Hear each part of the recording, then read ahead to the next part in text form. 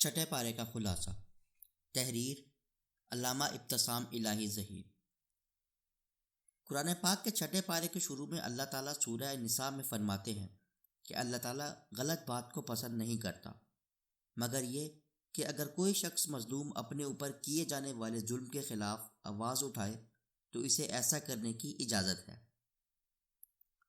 اس پارے میں اللہ تعالیٰ نے کافروں کے اس طرز عمل کا ذکر کیا ہے کہ وہ اللہ تعالیٰ اور اس کے رسول کے درمیان تفریق کرتے ہیں۔ اللہ تعالیٰ کی بات کو تو مانتے ہیں لیکن رسول اکرم صلی اللہ علیہ وسلم کی بات کو نہیں مانتے، یا دوسرے ترجمے کے مطابق اللہ کے بعض رسولوں کو مانتے ہیں اور بعض کا انکار کرتے ہیں، یعنی حضرت موسیٰ علیہ السلام اور حضرت عیسیٰ علیہ السلام کو مانتے ہیں لیکن حضرت محمد رسول اللہ صلی اللہ علیہ وسلم کا انکار کرتے ہیں۔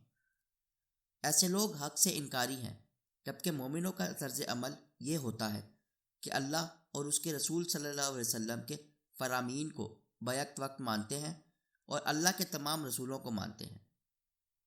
اس پارے میں اللہ تعالیٰ ارشاد فرماتے ہیں کہ یہودی سیدہ مریم علیہ السلام کی کردار کشی کیا کرتے تھے، حالانکہ وہ پارسا اور پاک دامن خاتون تھی۔ اس پارے میں اللہ تعالیٰ نے اس امر کا ذکر بھی کیا ہے کہ یہودی اپنی دانست میں حضرت عیسیٰ علیہ السلام کو شہید کر چکے تھے، جبکہ اللہ تعالیٰ فرماتے ہیں کہ عیسیٰ علیہ السلام کو یقیناً شہید نہیں کیا گیا، بلکہ اللہ تعالیٰ نے ان کو آسمانوں کی سمت اٹھا لیا۔ اسی طرح ان کو اللہ تعالیٰ نے سود کھانے سے روکا تھا، لیکن وہ اس غلط کام میں مسلسل ملوث رہے۔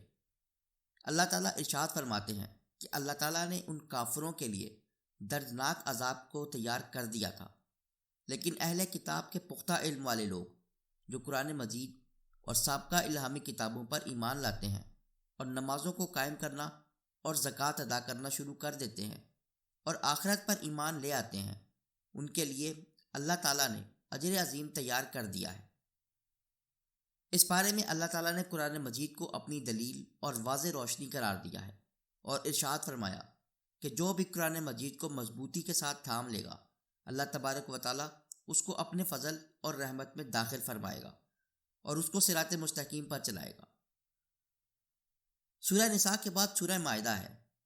اس کے شروع میں اللہ تعالیٰ نے اہل ایمان کو اپنے وعدے پورے کرنے کا حکم دیا اور ان کو اس بات کی تلقین کی ہے کہ انہیں کامیابی اور بھلائی کے کاموں میں ایک دوسرے کا ساتھ تعاون کرنا چاہیے، مگر گناہ اور ظلم کے کاموں میں ایک دوسرے کے ساتھ تعاون نہیں کرنا چاہیے۔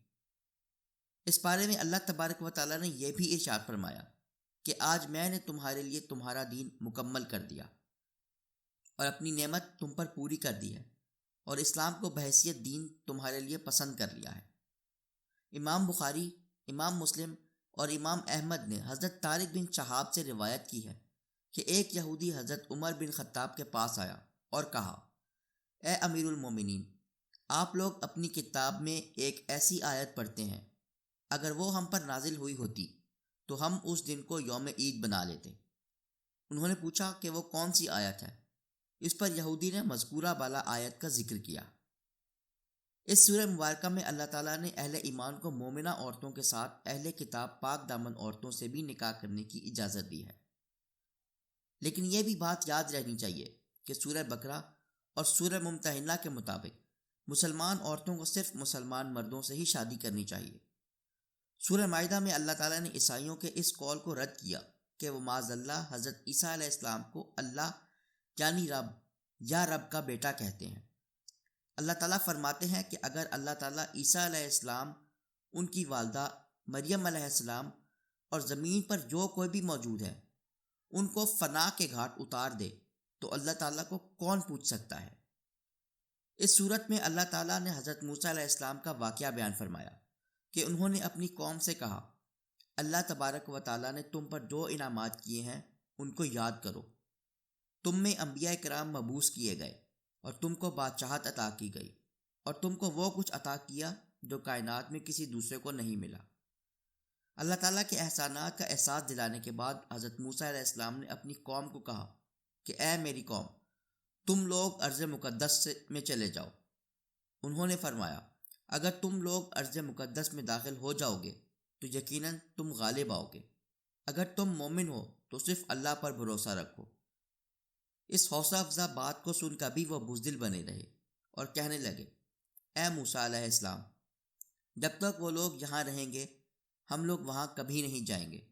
تم اور تمہارا رب جاؤ اور جنگ کرو، ہم تو یہاں بیٹھے ہیں۔ سیدنا موسیٰ علیہ السلام اس سارے منظر کو دیکھ کر بہت رنجیدہ ہوئے اور اللہ تعالیٰ کی بارگاہ میں عرض کی، اے میرے رب، مجھے اپنے اور اپنے بھائی کے علاوہ کسی پر کوئی اختیار حاصل نہیں، بس تو ہمارے اور نافرمانوں کے درمیان فیصلہ کر دے۔ حضرت موسیٰ علیہ السلام کی نافرمانی کی وجہ سے بنی اسرائیل کے لوگ منزل سے بھٹک گئے اور 40 برس تک در بدر کی ٹھوکریں کھاتے رہے۔ آج ہمیں بھی اپنے حالات پر غور کرنے کی ضرورت ہے کہ کہیں ہماری محرومیوں اور زوال کی وجہ اللہ تبارک و تعالیٰ اور اس کے رسول کے راستے سے ہٹنا تو نہیں۔ اس سورہ مبارکہ میں اللہ تبارک و تعالیٰ نے حضرت آدم علیہ السلام کے 2 بیٹوں کے اختلاف کا بھی ذکر کیا کہ اللہ تعالیٰ نے ایک بیٹے کی قربانی کو قبول کر لیا جبکہ دوسرے کی قربانی قبول نہ ہوئی۔ جس کی قربانی قبول نہیں ہوئی تھی اس نے حسد کا شکار ہو کر اپنے بھائی کو بلا وجہ شہید کر دیا۔ اللہ تبارک و تعالیٰ نے آدم علیہ السلام کے بیٹوں کے واقعے کو بیان فرما کر انسان کے قتل کی شدید مذمت کی۔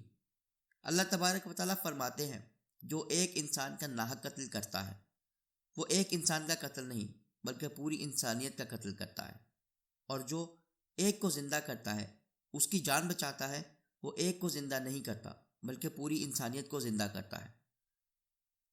اس سورہ مبارکہ میں اللہ تعالیٰ نے زمین پر فساد پھیلانے والوں کے لیے سخت سزا کو تجویز کیا کہ ان کو پھانسی دے دینی چاہیے، یا ان کو قتل کر دینا چاہیے، یا ان کے ہاتھوں اور پیروں کو مخالف اطراف سے کاٹ دینا چاہیے، یا ان کو جلا وطن کر دینا چاہیے۔ یہ دنیا میں ان کے لیے سزا ہے اور آخرت کا عذاب تو انتہائی دردناک ہے۔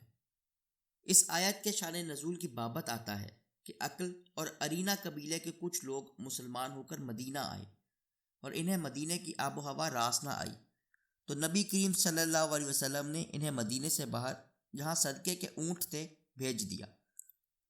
چنانچہ چند روز میں وہ لوگ ٹھیک ہو گئے، لیکن اس کے بعد انہوں نے اونٹوں کے رکھوالے اور چرواہے کو قتل کر دیا اور اونٹ ہنکا کر لے گئے۔